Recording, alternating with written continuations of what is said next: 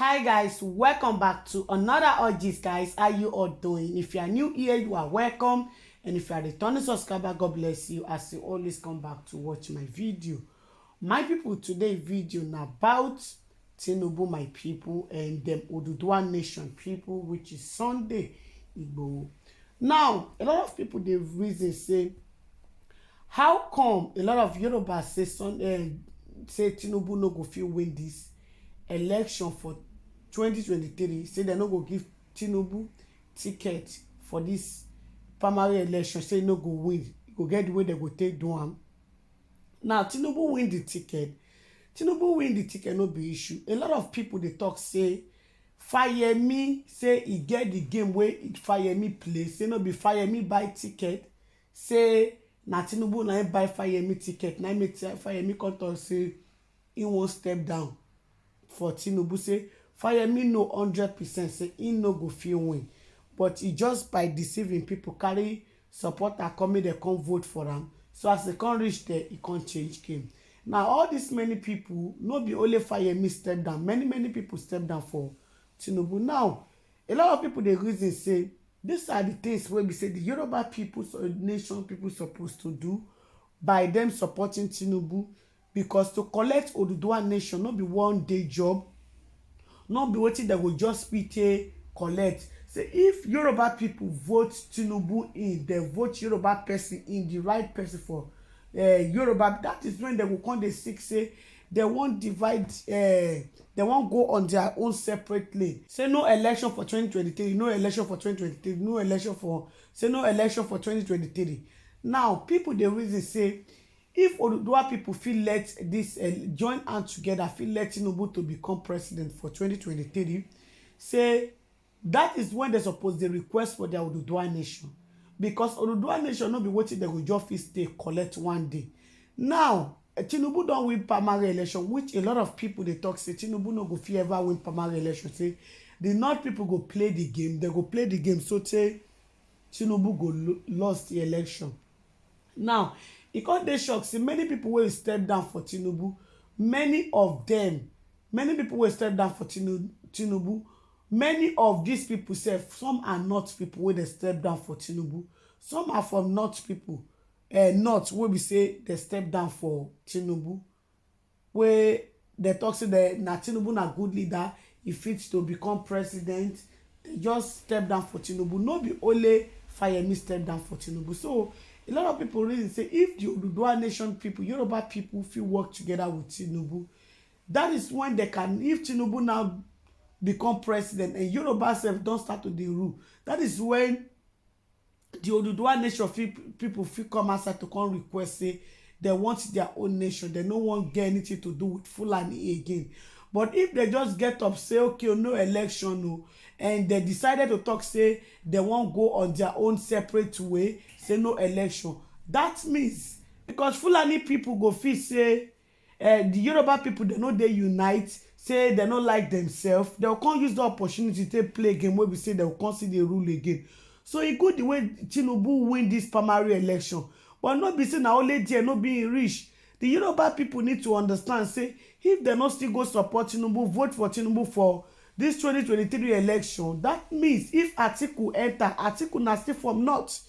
If Atiku enter, na be say Yoruba people still dey the same place wey they dey, may no come worse pass before, because e no go fit worse so tey if Southwest dey rule, say wey be say na person from Yoruba land dey rule, e can never be worse like that for Yoruba people, the way the Fulani people dey treat the Yoruba people. So if the Yoruba people decided to talk say they no want election, and they no want election, they can't let the Fulani people win, the North people win, then we are still, and I be say person from fry pan enter fire, and I be that one, my people. So people feel say the Yoruba people, before fighting for the Oduduwa nation, they should try and join hand for Tinubu to become president for 2023, although Tinubu don't win this primary election, but the big re-election dey come, my people. So dem feel say make dem join hand together for Tinubu, make Tinubu become president before talking about Oduduwa nation, before even talking about Yoruba people must go on their own.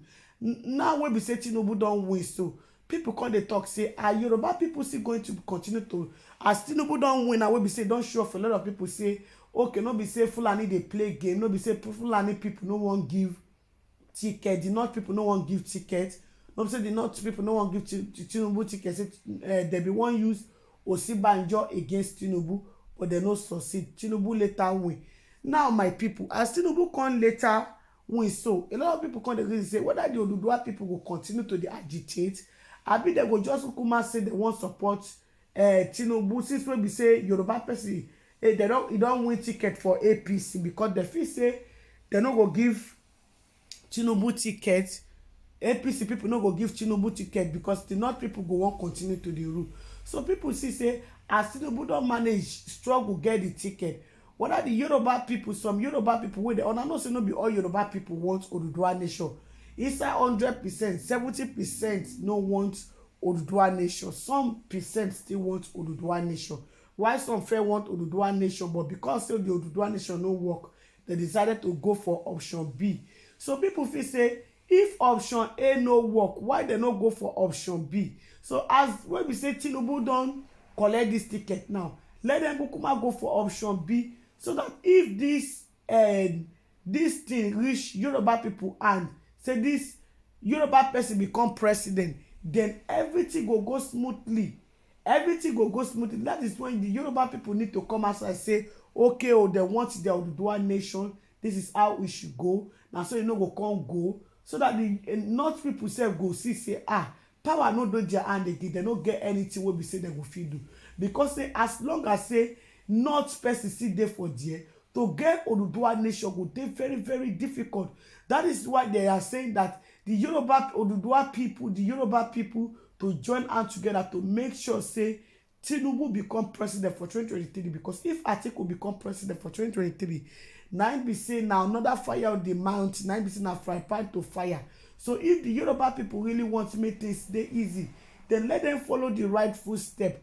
But as for me, the way me dey see am, no be say e no good for the fight wey Sunday Igboho dey fight, say he won't get Oduduwa nation. No be say e no good the way Sunday Igboho dey fight for him people. They speak for many people wey no fit speak. No be say e no dey okay, dey very good. But the problem be say to collect Oduduwa nation, to collect nation, no be one day job, no be for one person, no be only 20% go gree and 80% no go gree. They go say they want votes. So if to say 70% still talk say okay, now Oduduwa nation they want, that means so the hope go still dey little. But if 20% of Yoruba they come outside say they want Oduduwa nation, why 80% they go for election, then it go really hard. Because if the Yoruba people can work together, join hands together, me I believe say they go fit achieve their nation. They go fit achieve whatever wey be say they want achieve. Because power no dey the hand of the North people again. The North people now want come up for power. And this is the only option B the Yoruba people get. So make the Yoruba people, make them not play with the option B. We know say a lot of Yoruba people, they feel say if Tinubu enter, he go worse past Buhari. Tinubu get health issue. Now so Tinubu, they too old. But the truth of it be say, now so they thought say Buhari fell too old. Before you know, Buhari spent almost 8 years. Now he won't complete. So my people. And Buhari still they can't pay upon say people don't say don't pay me. At the end of the day, they still say no pay me. 90 day whether they shaking and they whether the organ. So my people, this matter wey dey for ground, the Yoruba people need to think very well. To think say okay, if we not get our own option A, make we go for B. Because why? We no go feel lose this, we no go just feel lose in two ways at the same time. So it is better to get one than not to get at all. Because this one a very great opportunity for Yoruba people to join hands together to make sure say they pursue all those North people come out for that position. Because if they no do this thing to pursue North people come out for that position, North people go enter for PDP side. And if Atiku win, na still not person na him win my people. Na still not person na him win my people. So this one be say Yoruba people need to open their eyes. Because if they no open their eyes, my people, may they no go land for one chance. Because this one a great opportunity for Yoruba people. My people, as I come across this news now, just make I carry am come here to come share am with una.